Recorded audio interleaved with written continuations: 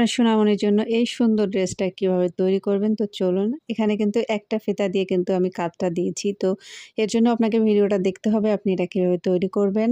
আর একটু সময় নিয়ে দেখে আপনি এই সুন্দর ভিডিওটা আপনার বেবির জন্য তৈরি করতে পারবেন। তো প্রথমে ৪ পাট কাপড় নিয়েছি, লং নিয়েছি ৭.৫ ইঞ্চি। এখানে নিয়েছি ১০ ইঞ্চি, বডিতে নিয়েছি ১১.৫ ইঞ্চি, কোমরে নিয়েছি ৮ ইঞ্চি, হাফ ইঞ্চি সেলাইতে চলে যাবে। এরপর এখানে বগলের জন্য ৩ ইঞ্চি নিয়েছি, উপরে ফিতা হবে তো তার জন্য ৩ ইঞ্চি নিয়েছি। এরপরে মার্জিন অনুযায়ী কাটিং করে নেবেন। এরপর এই জামাটা আমি কাটিং করছি হচ্ছে ৪ থেকে ৫ বছরের বাচ্চার জন্য। উপরে যে জোড়া দেয়া ছিল সেটা আমি আলাদা করে নিয়েছি। এরপরে গলার যে পট্টি দেবো এটা হচ্ছে আমরা প্রিন্টের কাপড়টা নিয়েছি। এখানে কম আছে একটু জয়েন্ট করে নিতে হবে। ১.৫ ইঞ্চি পরিমাণে আমি প্রিন্টের কাপড়টা কাটিং করেছি। এরপরে হচ্ছে আলাদা করে বগলের সাইডটা আমরা কেটেছি ওইটা সেলাই করে নিতে হবে। আমি একটা সেলাই করে দেখাচ্ছি, আপনারা এভাবে করে ৪ টা সেলাই করে নেবেন। তো সেলাই করা হয়ে গেছে। এবার উল্টো সাইডে বসিয়ে প্রিন্টের কাপড়টা বসাবেন। উল্টো সাইডে বসিয়ে কিন্তু বসাবেন। এরপরে এটাকে সেলাই করবেন। একটা সেলাই দেওয়ার পরে লাস্টে কীভাবে সেলাই করবেন আমি দেখিয়ে দিচ্ছি। এটা আসলে বোঝানো যায় না, তো এভাবে করে সেলাই করে নেবেন। এরপরে সদর করে নেবেন। হাত দিয়ে দাগ দিয়ে তারপর হচ্ছে সদর করে ১.৫ ইঞ্চি পরিমাণ এখানে রেখে ভাঁজ দিয়ে এখানে একটা চাপ সেলাই বসায় দিবেন। এটা হচ্ছে ফিতা ঘরের জন্য বডির অংশে।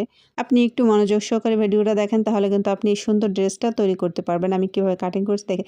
এরপর হচ্ছে বডির অংশে যে জয়েন্ট দেবো এটা নিয়েছি ৬ ইঞ্চি, লং নিয়েছি হচ্ছে ১৫ ইঞ্চি মানে ডবল হচ্ছে ৩০ ইঞ্চি। তো নিচেরটা নিয়েছি ৯ ইঞ্চি এবং চড়াটা নিয়েছি ১৫ ইঞ্চি মানে ৩০ ইঞ্চি। কম বেশি করে আপনারা নিতে পারেন, সমস্যা নেই। এরপর হচ্ছে প্রিন্টের পটের সঙ্গে এক কালার পাড়টা আমরা জয়েন্ট করে নেব। এখানে ডবল সেলাই দিয়ে দিবেন বা উল্টায় একটা চাপ সেলাই দিয়ে দিবেন। যেটা সুবিধা হয় সেভাবে দিবেন। তো ভালো লাগলে অবশ্যই শেয়ার করে দিবেন অন্যকে দেখার জন্য। তো আমি উপরে একটা চাপ সেলাই দিয়েও দিচ্ছি, দেখিয়ে দিচ্ছি নতুনদের জন্য। এরপর হচ্ছে কুচি দিবেন। কুচিটা হচ্ছে এভাবে করে দিবেন, মেশিনের ওই ছোট বড় করে ওই অংশ দিয়ে দিবেন না।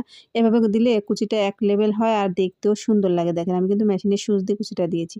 এরপরে বডির যে অংশটা নিয়েছি এটার উপরে বসিয়ে কুচিটা জয়েন করে নেব। এটা সবাই পারেন, তো তারপর আমি একটু দেখিয়ে দিচ্ছি নতুনদের জন্য। বসিয়ে নিয়েছি। এরপর এটা বসানোর পরে এর উপরে আরেকটা চাপ সেলাই দিতে হবে। চাপ সেলাইটা এই কারণেই দেয়া হয় যে কুচিটা যেন সমানভাবে সেট হয়ে থাকে। এরপরে কিন্তু আমার এক পার্ট তৈরি হয়ে গেছে। আমি আগে থেকে এক পার্ট তৈরি করে রেখেছিলাম।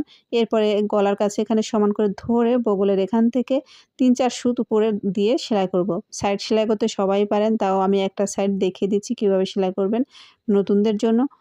তো এভাবে করে আপনারা অপর সাইডটাও সেলাই করে নেবেন।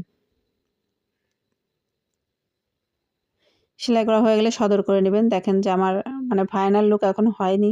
তো এরপর হচ্ছে ফিতার জন্য আমরা একটা কাপড় কেটে নিচ্ছি ১ ইঞ্চি পরিমাণ। তো এখানে ২ টুকরো নিয়েছি। একটা যেহেতু হবে না আমরা একটা ফিতা দিয়ে যেহেতু জামাটার গলায় দিব। তো এরপর জোড়া দিয়ে নেব। এটা আপনার উল্টা ফিতাও বানিয়ে নিতে পারেন। তো আমি উল্টা ফিতা না বানিয়ে এমনি ফিতা বানাবো। নরমাল যে ফিতা আমরা সেলাই করি তো সেই ফিতা আমি এখানে চেষ্টা করবেন চিকন করে সেলাই করে দেওয়ার জন্য। আমি এখানে মোটামুটি একদমই চিকন হয়নি। মোটামুটি করে নিয়েছি। তো এভাবে করে সেলাই করে নেবেন। তারপর হচ্ছে টার্সেলের জন্য ৪ ইঞ্চি বাই ৪ ইঞ্চি ৪ টুকরো একটা কাপড় কেটে নিয়েছি। ৪ টা টার্সেল হবে। তো টার্সেলটা আসলে আমার আগে বসানো হয়ে গেছে, ভুল হয়ে গেছে। এটা আমি পরে বসালে ভালো হতো। তো এরপর হচ্ছে টার্সেলটা কীভাবে ভাঁজ দিয়েছি দেখেছেন। এটা হচ্ছে টিউলিপ। তো এভাবে করে ৪ টা টার্সেল তৈরি করে নেবেন। এরপর হচ্ছে জামার যে বডির অংশে আমরা প্রিন্টের কাপড়টা দিয়ে এই যে সেলাই করেছিলাম, এখানে এবার হচ্ছে এই ফিতাটা দেবো। এই যে টার্সেলটা আগে বসানোর কারণে আমার এই ফিতা দিয়ে মানে ঢোকাইতে সমস্যা হচ্ছে। এটা হচ্ছে পরে দিলে ভালো হতো। তারপর হচ্ছে বগলের এই পাশ দিয়ে কিন্তু পিছনেরটাও চলে যাবে। একটা ফিতা দিয়ে কিন্তু আমরা ২ টা সাইড লক করে নেব। এই যে দেখেন ফাইনাল লুকটা কেমন হয়েছে অবশ্যই কমেন্ট করবেন। আর যদি ভালো লাগে তাহলে শেয়ার করে দিবেন। অন্যে যেন দেখে এই সুন্দর ড্রেসটা তৈরি করতে পারে তার বাবুর জন্য। ধন্যবাদ।